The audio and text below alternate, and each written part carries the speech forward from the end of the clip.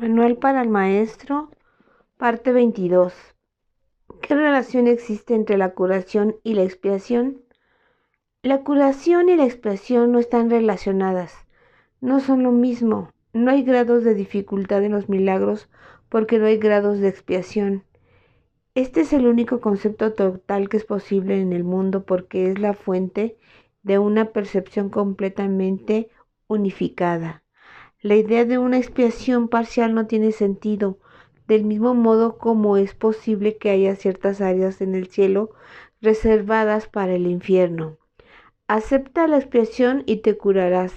La expiación es la palabra de Dios. Acepta su palabra y ya no quedará nada que pueda dar lugar a la enfermedad.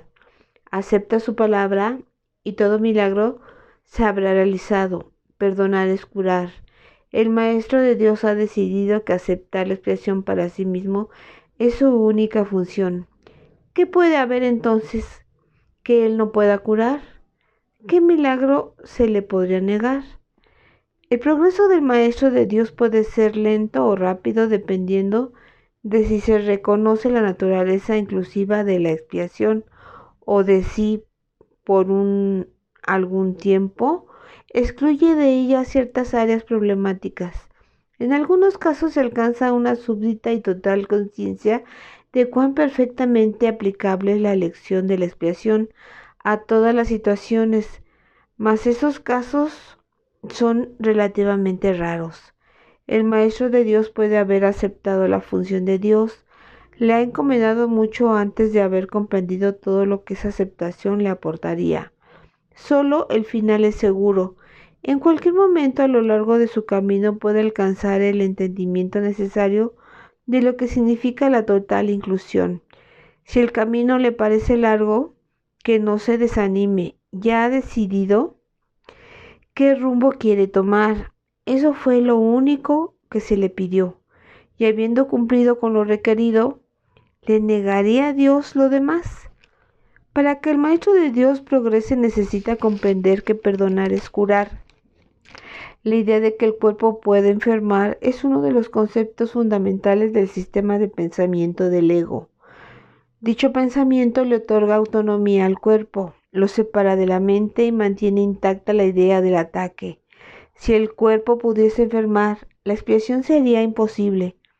Un cuerpo que pudiese ordenarle a la mente hacer lo que él le place, podría sencillamente ocupar el lugar de Dios y probar que la salvación es imposible.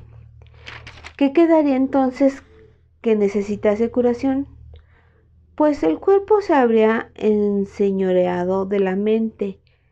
¿Cómo podría entonces devolvérsele la mente al Espíritu Santo sin destruir el cuerpo? ¿Y quién querría salvación a ese precio? Ciertamente no parece que la enfermedad sea una decisión, ni nadie cree realmente que lo que quiere es estar enfermo. Tal vez pueda aceptar la idea en teoría, pero rara vez la aplica de tal manera consistente a todas las clases de enfermedad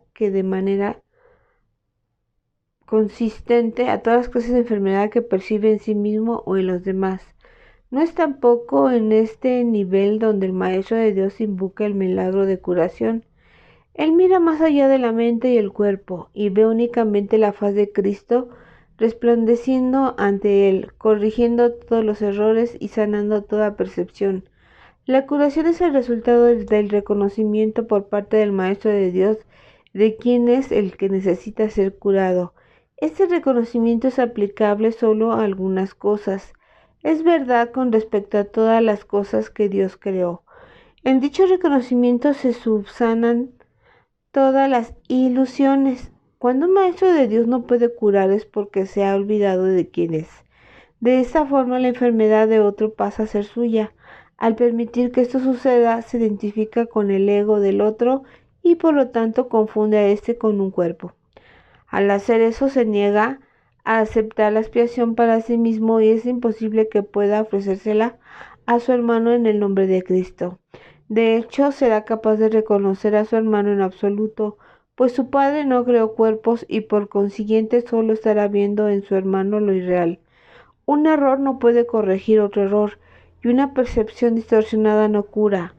Hazte a un lado, maestro de Dios. Has estado equivocado. No señales el camino, pues has perdido el rumbo. Dirígete de inmediato a tu maestro y deja que él te cure. La ofrenda de la expiación es universal. Es aplicable por igual a todo el mundo y en cualquier circunstancia. En ella reside el poder de curar a cualquier persona de cualquier clase de enfermedad. No creer esto es ser injusto con Dios y por ende serle infiel. El que está enfermo se percibe a sí mismo como separado de Dios. ¿Quieres verle tú además separado de ti? Tu tarea es sanar la sensación de separación que le hizo enfermar. Tu función es reconocer por él que lo que cree acerca de sí mismo no es verdad. Tu perdón debe mostrarle eso. Curar es muy simple. La expiación se recibe y se ofrece. Habiéndose recibido tiene que haberse aceptado. Es en el recibir, pues, donde yace la curación. Todo lo demás se deriva de este único propósito. ¿Quién podría limitar el poder de Dios? ¿Quién entonces podría determinar quién se puede curar y de qué enfermedad y qué debe permanecer excluido del poder de perdonar de Dios? Esto ciertamente sería una locura. La función de los maestros de Dios no es imponer límites al Padre, ya que no es su función juzgar a su Hijo, y su juzgar al Hijo es limitar a su Padre. Ambas cosas están igualmente desprovistas de sentido.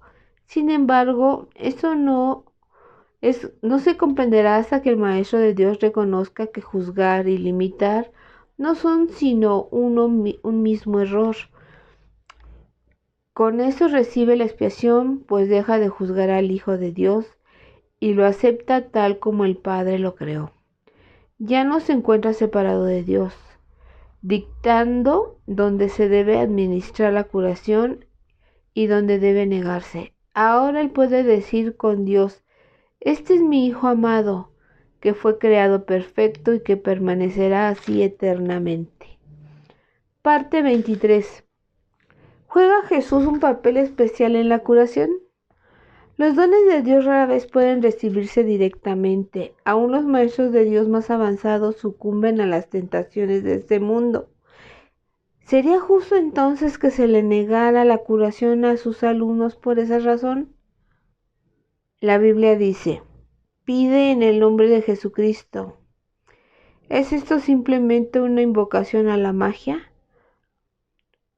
Un hombre no cura, ni tampoco puede una invocación generar ningún poder especial. ¿Qué significado puede tener entonces apelar a Jesucristo?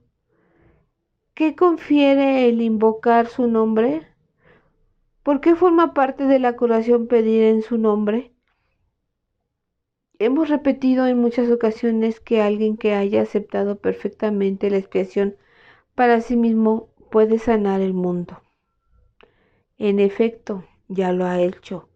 La tentación podrá volver a acosar a otros, pero nunca a ese. Él se ha convertido en el Hijo de Dios resucitado. Ha vencido a la muerte al haber aceptado la vida. Se ha reconocido a sí mismo tal como Dios lo creó, y al hacerlo ha reconocido que toda cosa viviente forma parte de él. Ahora su poder es ilimitado porque es el poder de Dios. De esta manera, su nombre se ha convertido en el nombre de Dios, pues ya no se considera a sí mismo separado de él. ¿Qué significa esto para ti? Significa que al recordar a Jesús estás recordando a Dios. Toda la relación del Hijo con el Padre radica en Jesús. Su papel en la filiación es también el suyo, y el hecho de que Él completó su aprendizaje garantiza tu éxito.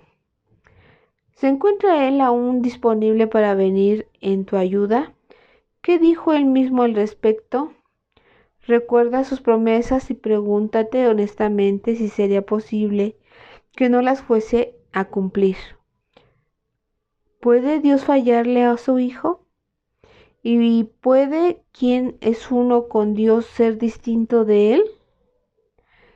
El que trasciende el cuerpo trasciende también toda limitación. ¿cómo no iba a estar disponible el más grande de los maestros para aquellos que lo siguen?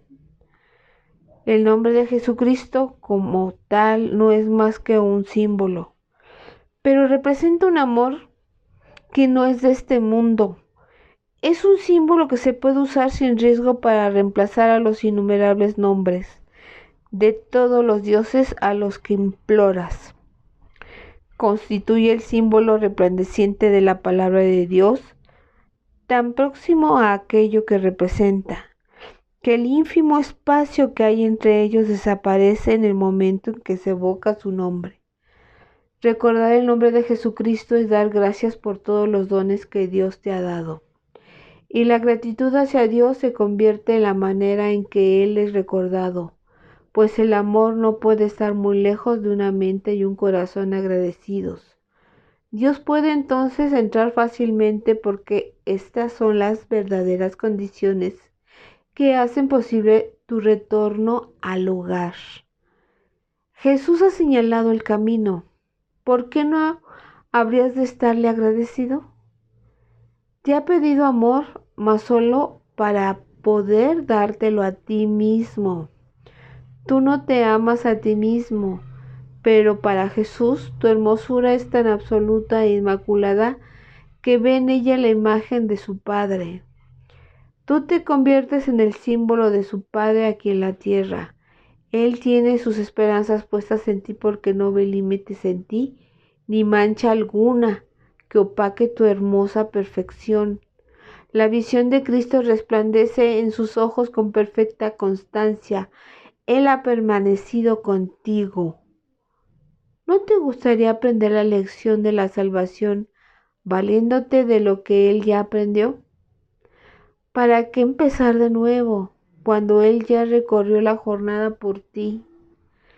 Nadie en la tierra puede entender plenamente lo que es el cielo ni cuál es el verdadero significado de su creador.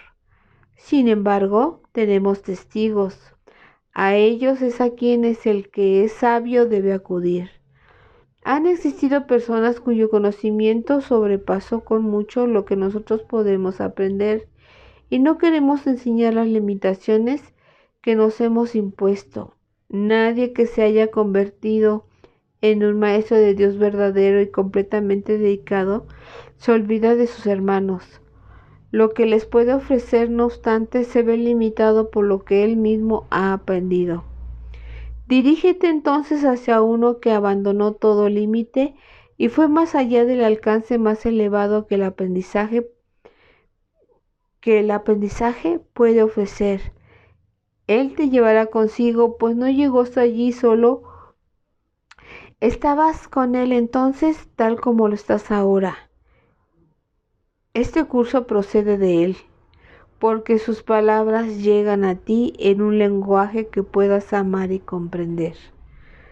Puede haber otros maestros que señalen el camino a aquellos que hablen lenguas distintas y recurran a símbolos diferentes. Por supuesto que sí. ¿Dejaría Dios a un solo de sus hijos sin una ayuda muy real en tiempos de tribulación, sin un Salvador que lo representase?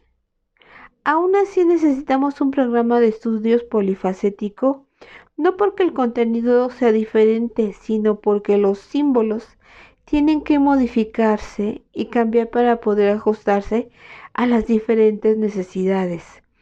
Jesús ha venido a responder a las tuyas. En Él hallarás la respuesta de Dios. Enseña entonces con Él, pues Él está contigo, Él siempre está aquí. Parte 24. ¿Existe la reencarnación? En última instancia, la reencarnación es imposible. El pasado no existe ni el futuro tampoco.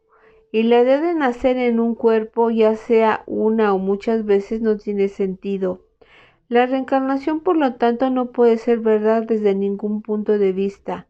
Nuestra única pregunta debería ser, ¿es un concepto útil? Y eso depende, por supuesto, del uso que se le dé. Si se usa para reforzar el reconocimiento de la naturaleza eterna de la vida, es ciertamente útil.